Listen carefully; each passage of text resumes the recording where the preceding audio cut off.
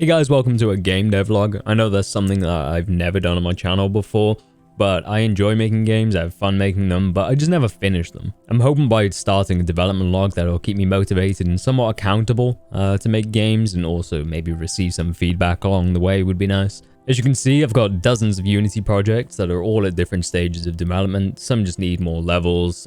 Some of the projects that I started, it got way too hard, and then I just quit. Like making a multiplayer game. Turns out, not that easy. I'll start that again once Unity actually implements a networking feature, but we'll see.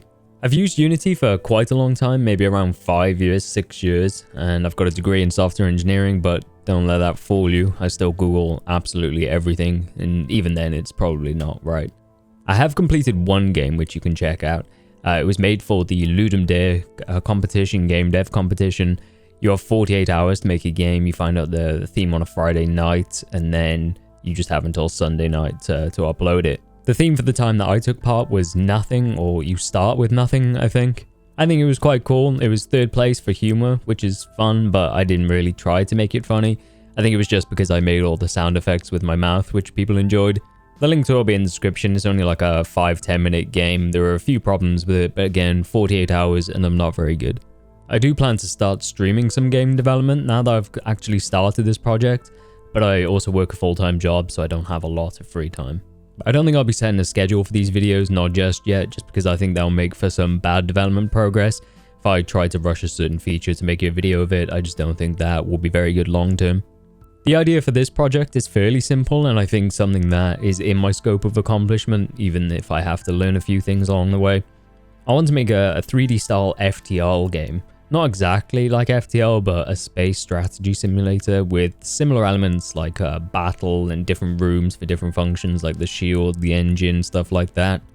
I have started it. I'll show you my progress just because I do take clips for friends and just for myself as reference. So I'll show you what I've got, and then starting from the next one, then that will actually be content that was recorded for these devlogs. So some of these aren't in the greatest quality just because they're like GIF extractors, but hopefully you can see the progress that I've made so far quite well. So this stage of development was me just learning Pro Builder. I suck with Blender, so I thought Pro Builder was going to be my best option to prototype something up. And this is the room that I'm still using for now. This is the hull where all the control panels going to be, where all the flight systems. We'll eventually build some more rooms, but see, I've got a little transparent control panel with a floating canvas in the middle there. This was about a day into development. I then built a front console where I wanted to display the map. So for the player's progression, I've got 2 buttons which would change the location of where the player is going to be. Decided the map's just taking up way too much space, and going back to the button to see where you are so far away just felt dumb. So I put a mask on that, put the buttons close together, and I think this works out a lot better.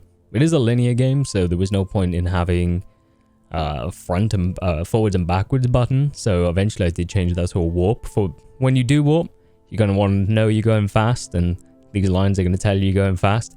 So this is just a particle effect in Unity, so when you warp, that will play. You can see I finished the map up here more, so you've got some boss areas. You can go up through the whole thing. I think this controls a lot better. Like I said, the forwards and backwards thing was quickly replaced just because you don't want to go back. After 5 minutes, asteroids are going to start coming. That's the idea. Maybe I'll change that for the different difficulties.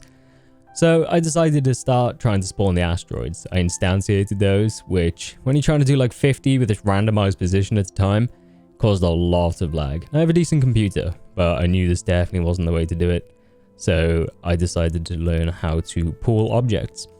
That worked out really well. You can see no more lag. All the asteroids are floating, but they're just not going in the right direction. So this is meant to be like a threat to the player. After they spend too long on a level, these asteroids prevent like a threat to their shield. Eventually, one asteroid did float towards us. I didn't add collision. So that was the next thing I wanted to add. I wanted to pull the objects, get them to come towards the player, and to add collision.